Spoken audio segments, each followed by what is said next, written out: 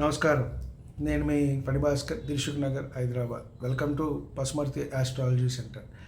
Please do subscribe my channel for more videos. ఈ వీడియోలో మనం సోదర శాపం గురించి తెలుసుకునే ప్రయత్నం. చిట్ట చివరి వీడియోకి వచ్చేసాం. మనం వీటిల్లో సంతానానికి సంబంధించి మనకి ఎటువంటి ఇబ్బందులు కలుగుతున్నాయి, జన్మ జాతక చక్రంలో ఎటువంటి దోషాలు ఉన్నాయి, ఏ గ్రహస్థితి వల్ల మనకి ఈ శాపాలు అనేవి ఏర్పడుతున్నాయి అనే ప్రయత్నం మనం చేస్తూ వచ్చాం, తెలుసుకునే ప్రయత్నం చేస్తున్నాం గత కొన్ని వీడియోలుగా. దీనిలో మనం ఒక 7-8 వీడియోలు ఉన్నాయి, అన్నీ చేసుకుని లాస్ట్ వరకు వచ్చాం సోదర శాపం గురించి. కాబట్టి ఎవరి జన్మ జాతక చక్రంలో అయినా ఈ విధమైన గ్రహస్థితి, నవగ్రహాల వల్ల ఇట్లాంటి కాంబినేషన్స్ మనకి కలిగించినప్పుడు మనం దాన్ని సోదర శాపంగా మనం గుర్తించాలి. పరిగణలోకి తీసుకుని వారికి పరిహారం చేసుకున్నట్టయితే ఎంతైనా వారికి ఉపశమనం కలిగి ఆ దోషము లేదా శాపము కొంత తొలగి వారికి మంచి జరిగే అవకాశం ఉంది, సంతానం కలగటానికి అవకాశం ఉంటుందని మనం ఎంతైనా చెప్పవచ్చు.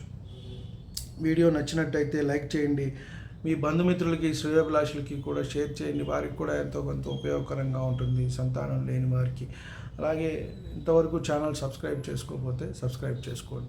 ఈ వీడియోలో మనం సోదర శాపం గురించి తెలుసుకునే ప్రయత్నం చేద్దాం. ఇది ముఖ్యంగా కుజుడి కారకత్వం వల్ల జరుగుతుంది. కుజుడు, పాపగ్రహాలు, అలాగే మళ్ళీ పంచమాధిపతి, పంచమ భావము, పంచమానికి కారకుడైన గురువు, వీటి వల్ల మనకి ఏర్పడుతుంది. కాబట్టి అవి ఏ విధంగా ఏర్పడుతుంది అనే విషయాన్ని తెలుసుకుంటూ దానికి పరిహారం తెలుసుకునే ప్రయత్నం చేద్దాం. ముఖ్యంగా కుజుడు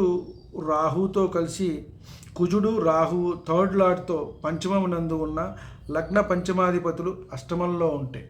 ఇటువంటి కాంబినేషన్ ఉన్నప్పుడు మనం దాన్ని సోదర శాపంగా పరిగణించుకోవాలి. లగ్న కుజుడు, పంచమ శని, థర్డ్ లార్డ్ భాగ్యంలో గురువు నీచ పొందితే ఇటువంటి కాంబినేషన్ అంతా కూడా మనకి కలిసి రావాలి. అప్పుడు మాత్రమే దాన్ని మనం పరిగణలోకి తీసుకోవాలి. 1, 2కి వచ్చాయి లేదా ఒకటే వచ్చిందని చెప్పి మనం అది తీసుకోవటానికి లేదు.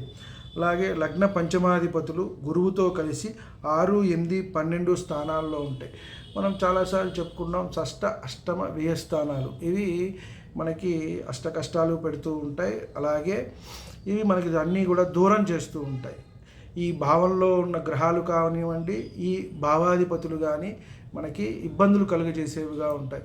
ఆరోగ్యం పాడు చేయటం, మరణానికి కారకడం, అన్నీ లాస్ చేయటం, ఎటువంటి ప్రయత్నం చేస్తున్నా సక్సెస్ కాకపోవటం, ఇలాంటివన్నీ కూడా వివాహం అయిపోయి విడిపోవటానికి షష్టాధిపతి అన్ని కారకత్వం వహిస్తాడు. అలాగే అష్టమాధిపతి. మళ్ళీ వీరి వల్ల లాభాలు లేవా అండి అంటే లాభాలు కూడా ఉంటాయి, కానీ వాటి వల్ల నష్టాలు కూడా మనకి అంతే విధంగా ఉన్నాయి.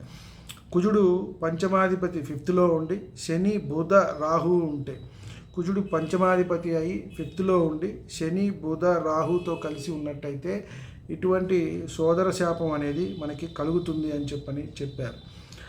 సప్తమాధిపతి షష్ఠస్థితి అంటే సప్తమాధిపతి 6లో ఉండటం, లగ్నాధిపతి తృతీయంలో, కోరగ్రహాలు 1, 3, 5లో ఉన్నా కూడా వీరికి ఇటువంటి సోదర శాపం ఉన్నది అని చెప్పొచ్చు. సో కోరగ్రహాలు అన్నప్పుడు మనం ఇక్కడ రాహుకేతువులు, రవి, కుజ, శని, వీటిని మొత్తాన్ని కూడా మనం ఇక్కడ పరిగణనలోకి తీసుకోవాలి.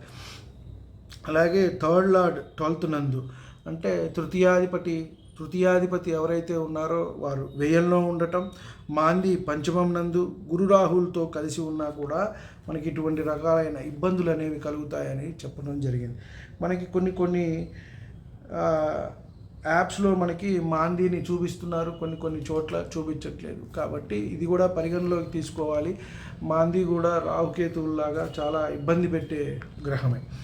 అలాగే మనం తీసుకున్నట్టయితే థర్డ్ లార్డ్ 12th లార్డ్తో కలిసి, తృతీయాధిపతి వ్యయాధిపతితో కలిసి 5th నందు 5లో ఉండి, కుజ, శని అష్టమం నందు ఉన్న సోదర శాపంగా దాన్ని పరిగణలోకి తీసుకోవాలి. అంటే తృతీయాధిపతి, వ్యయాధిపతి కలిసి 5th అంటే పంచమంలో ఉన్న, అలాగే కుజ, శనులు అష్టమం నందు ఉన్నా కూడా దాన్ని సోదర శాపంగా మనం పరిగణలోకి తీసుకోవాలి. కాబట్టి దీనివల్ల ఇబ్బంది పడతారు. వీరి వల్ల కూడా సంతానం అనేది కలగకుండా పోతుంది, ఇబ్బంది అనేది కలుగుతుంది.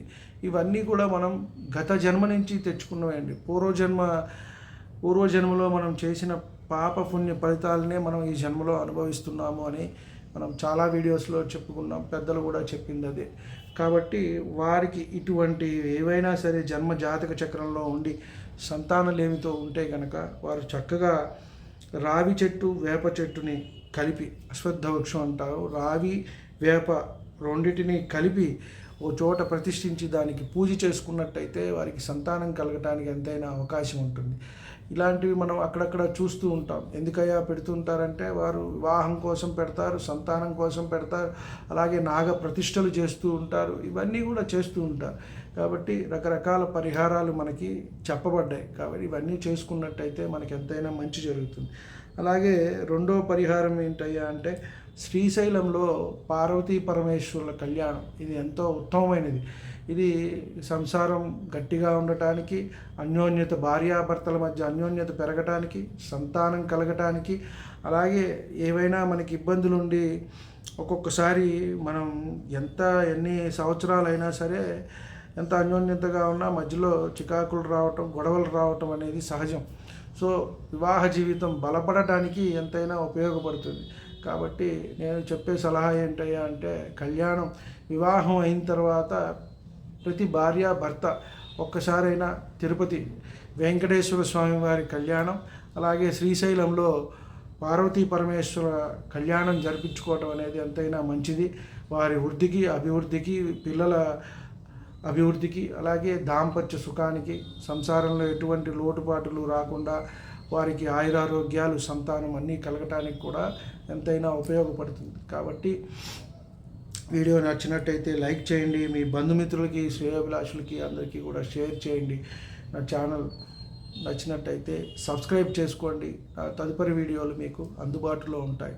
అలాగే మనకి జన్మ జాతక చక్రంలో పితృదోషాలు అని చాలా ఎక్కువగా వింటూ ఉన్నాం ఈ మధ్యకాలంలో. అలాంటి పితృదోషాలు ఏ గ్రహస్థితి వల్ల కూడా మనం కలుగుతాయి అనేది ఒక వీడియో చేసుకుని, అలాగే దానికి పరిహారం కూడా నెక్స్ట్ వీడియోలో చేసుకునే ప్రయత్నం చేద్దాం.